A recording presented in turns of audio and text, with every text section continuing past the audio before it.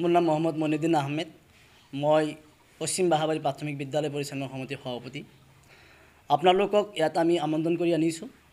আমাৰ এইখন বিদ্যালয় 1956 চনত স্থাপিত হৈছিল। বৰ্তমান বিদ্যালয়খনৰ বয়স প্ৰায় 70 বছৰ চলি আছে। আপোনালোকে জানে এইখন বিদ্যালয়ৰ সৰ্বমুঠ 3 বিঘা মাটি আছে। 3 বিঘা মাটিৰ ভিতৰত এইখন বিদ্যালয় বৰ্তমান যিখন বিদ্যালয়খন অৱস্থিত হৈ আছে, বিদ্যালয় যিখিনি ঘৰ আছে কিন্তু 3 বিঘা মাটিৰ ভিতৰত নাই।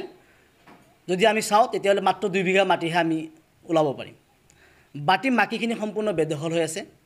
ইয়াতে কিছুমান ব্যক্তিয়ে নিজস্বভাৱে নিজৰ ব্যক্তিগত শক্তি প্ৰয়োগ কৰি তেওঁলোকে নিজৰ দোকান পোহাৰ দি আছে।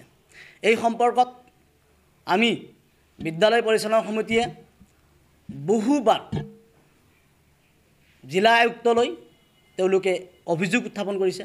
আপোনালোকে ইয়াত চাব পাৰিব। এইখন হৈছে পশ্চিম বাহাবাৰী প্ৰাথমিক বিদ্যালয়ৰ চাৰিসীমাৰ যেটো আমি অভিযোগ দিয়া হৈছিলে।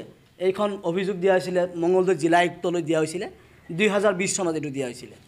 তাৰ পিছত এটো দিয়া হৈছিলে 2016 চনত। বিদ্যালয় মাটি যে বেদখল হৈ আছে এটো সীমাক সমজাই দিয়াৰ কাৰণে, ইয়াত এফেকশন হোৱাৰ কাৰণে, উচ্ছেদ কৰিবৰ কাৰণে এখন দিয়া হৈছিলে 2016 চনত। ইয়াৰ পিছত আপোনালোকে এটো মঙলদৈ শিক্ষা বিভাগৰ পৰা ডিষ্ট্ৰিক্ট এলিমেণ্টাৰী এডুকেশ্যন অফিচাৰৰ পৰা তেওঁলোকে লিখি লৈ আহিছিলে বিদ্যালয় পৰিচালনা সমিতিয়ে এখন বিদ্যালয়ৰ চাৰিসীমাটো সঠিক ৰূপে মানে তদন্ত হ'ব লাগে, এখন চাৰিসীমা বিদ্যালয়ৰ চাৰিসীমাটো সমজাই পাব লাগে বুলি এটো লিখি লৈ অহা হৈছিলে। তাৰপিছত আপোনালোকে চাব পাৰিব ইয়াতে আছে যে বিদ্যালয়ৰ যিখন লাষ্টত মোৰ নেতৃত্বত শেষত 2023 চনত আমি আকৌ জিলা আয়ুক্তলৈ এখন অভিযোগ দাখিল কৰিলোঁ আৰু সেই অভিযোগ মৰ্মে তেওঁলোকে সম্পূৰ্ণ কাগজৰ নথিপত্ৰখিনি তেওঁলোকে চালে। চোৱাৰ পিছত মঙলদৈ জিলা আয়ুক্তৰ পৰা তেওঁলোকে এখন এভিকশ্যন অৰ্ডাৰ দিলে দলগাঁও ৰাজহ চক্ৰলৈ। তেওঁলোকে দলগাঁও ৰাজহ চক্ৰলৈ এভিকশ্যন অৰ্ডাৰ দিয়াৰ পাছতো আজিলৈকে এইখন বিদ্যালয়ৰ চাৰিসীমাটো সমজাই পোৱা নহ'ল।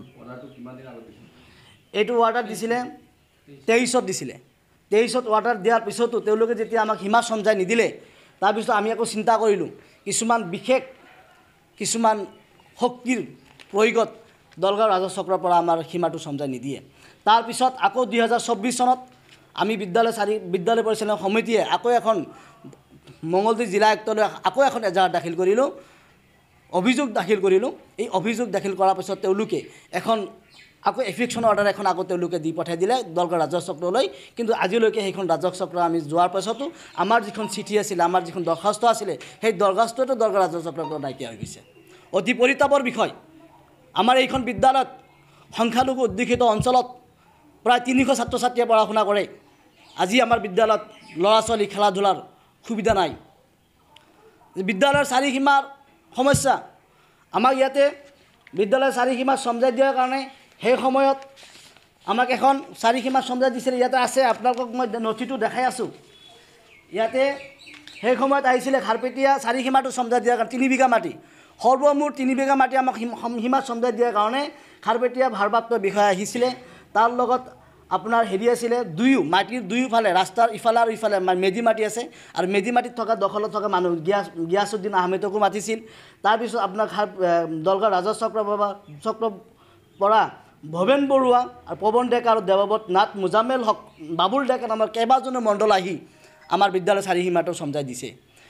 কিন্তু পৰিতাপৰ বিষয়, বিদ্যালয়ৰ চাৰিসীমা সমজাই দিয়াৰ পিছতো কিছুমান অপশক্তিয়ে তেওঁলোকৰ নিজৰ ইচ্ছা, তেওঁলোকৰ নিজৰ বল আৰু শক্তি প্ৰয়োগ কৰি আজিলৈকে বৰ্তমান বিদ্যালয়ৰ চাৰিসীমাটো দখল কৰি আছে।